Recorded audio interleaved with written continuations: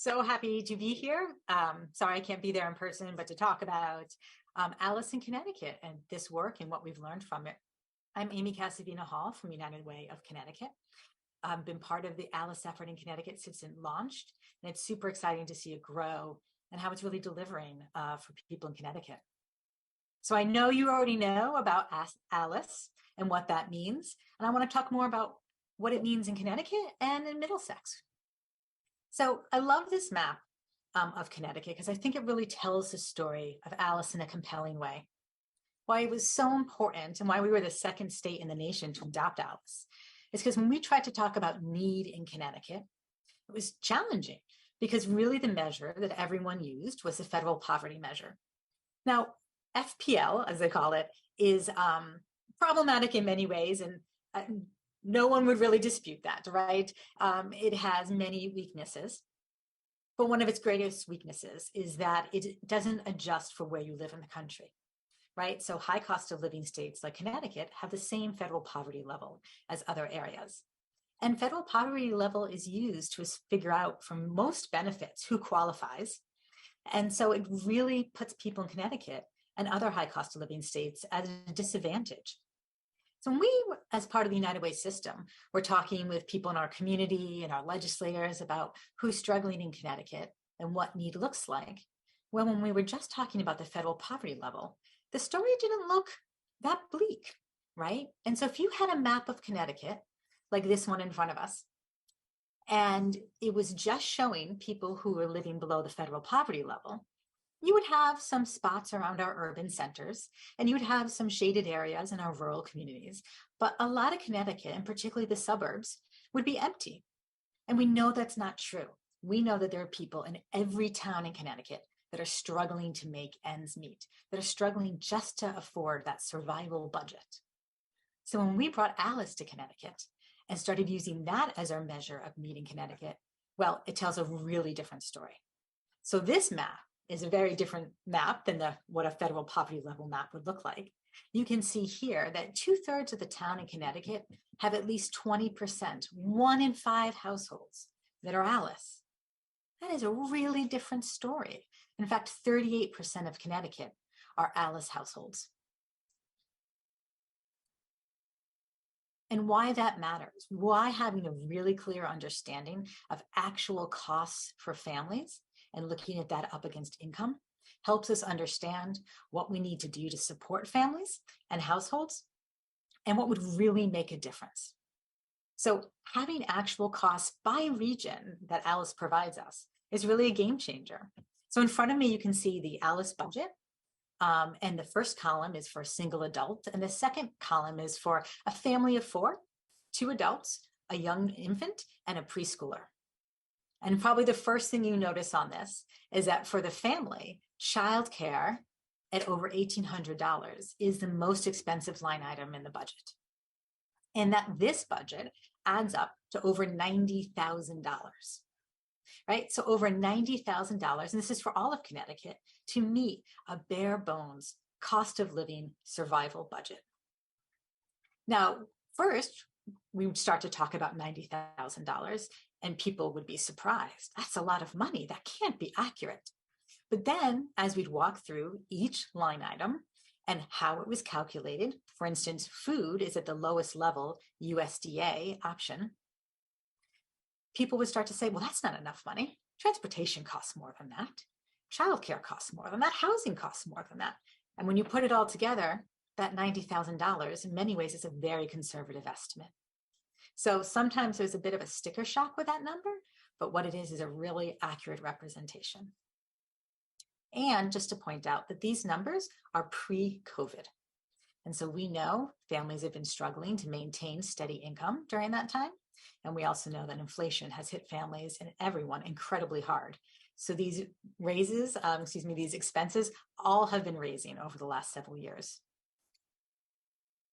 So let's talk specifically about Middlesex, because we look at Alice by each region in the state, and it really varies. So this is the same budget with the same setup, but numbers put together just for the United Way of Middlesex geography.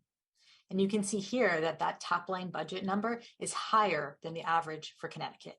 Now we're talking over $94,000 for that family of four to meet that survival budget.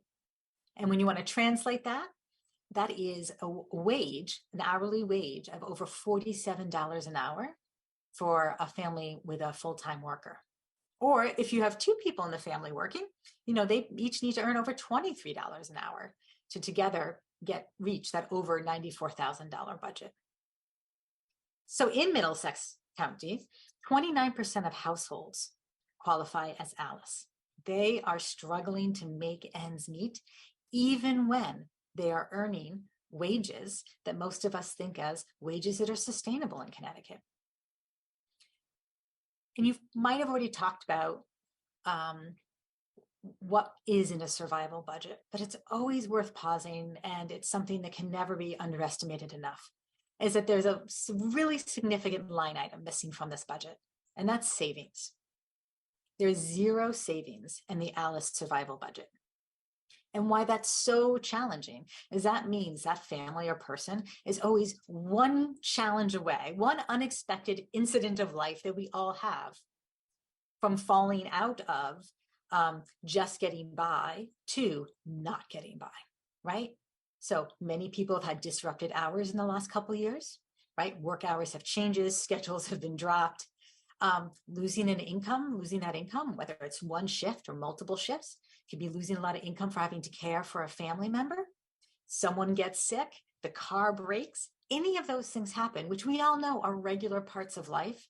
There is zero savings, zero margin for an ALICE household to be able to weather those incidents.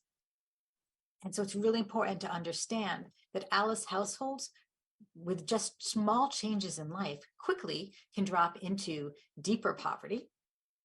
And it's really hard to work your way back, right? So having savings is an incredibly important buffer for families and individuals, and it's just not in here, which means ALICE households are always in a precarious position. Here's a nice way to look at Middlesex United Way's territory up against Connecticut in general. So you can see overall Connecticut has a higher percentage of households that are ALICE. Middlesex has a lower percentage, but it's still an incredibly significant percentage and something we want to pay attention to. It's also really interesting to look at this at a town by town level, which is you see right here on the screen. Town, total number of households, and then the percent that are ALICE. And I'm sure there's some surprises in here, right? I have family and relatives in Old Saybrook. 27% of Old Saybrook households are ALICE. I think that's incredibly surprising for a lot of people. Essex at 33%, Clinton at 34%. So we can see there's a wide range here for these towns, from lowest of Durham at 17% and then moving upwards to Middletown. And that's a lot of folks, right? Middletown's more than 1 in 3 ALICE households. And the challenge for all of us is not only how do we support those families so they're not making horrible decisions or living with the stress of trying to get by every day and day, but what does it also mean for community when more than 1 in 3 households are in a really precarious situation, right? Are that one small thing away from being knocked out of stability? Well, that's not good for anyone, because ALICE is part of all of our lives, right? This is how Connecticut runs. This is how our schools work. This is how we shop. This is how we have safety in our communities. And we have a lot of instability built into that, with people and families just trying to hang on. So what are we doing about it? Lots of great things are happening on the grounds, led by our local United Ways to make things happen in their community. And those efforts are incredibly important. And together, as a network of United Ways in Connecticut, we focused on policy as a way to improve the lives of ALICE households. And in particular, we really care about policies that put money back into the wallets of ALICE households, unrestricted funds. And that makes a big difference between benefit income, which can be used very narrowly, versus money that comes to a family, and where we say we trust that family to make the best decisions about how to invest in themselves and their children for their success. So we've had 2 main things we've been really focused at, and they're about tax policy, which doesn't really sound that exciting, but is incredibly important. The first one is increasing the earned income tax credit. Now, there's a federal earned income tax credit, which has largely been around for decades and largely hailed as the most effective anti-poverty measure the country has ever done. Because just by putting money back into the pockets of family, you literally raise people above the poverty threshold. And we know how important that is.